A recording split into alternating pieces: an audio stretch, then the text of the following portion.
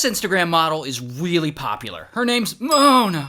Now, Mona is from Ghana, and she's a total girl boss. She's a pop singer, she's always shooting music videos, she's an entrepreneur. She inspires young women everywhere to work hard and be self-made. I'm a hard worker, so if a man is behind me, it's bonus. But one day, she meets this man on a dating app. Let's call him Fuzzband. And it's kind of sad, but Fuzzband is really lonely. He doesn't have anyone. But he really likes Mona. And he's much older than her, but that's okay. That's exactly what she's looking for. He's ready to settle down, and most importantly, he's financially stable. He's got income. The only problem is, they're far apart. Fuzzband lives in the US, she lives in Ghana. But whatever, they decide to give it a shot anyway. And they start messaging back and forth, they start talking on the phone, and pretty soon they're having discussions about marriage. And she goes out and she gets a tribal marriage certificate that declares that they are officially married in Ghana. And she sends it to him. And it's probably more of a symbolic thing, but whatever. To them, they're married. And they're in love, and things are going great.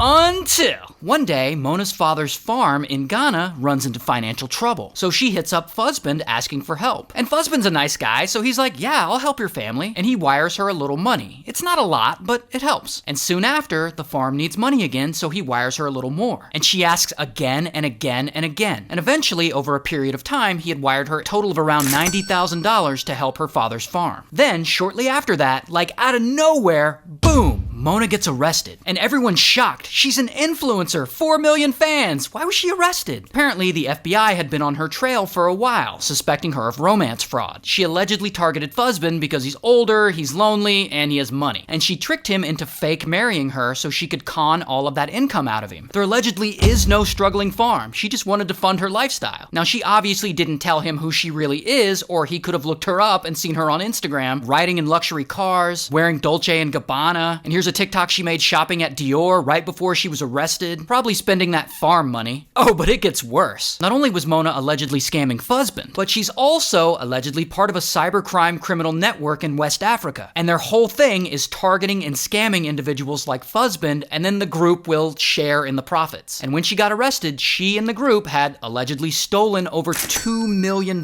from people. So they arrest her and they charge her with all kinds of things. And as of now, she's living at her aunt's house in New Jersey with an ankle monitor waiting for her court date. And to this day, she's still posting on TikTok and Instagram. Good for her. Also, shout out to Ghana.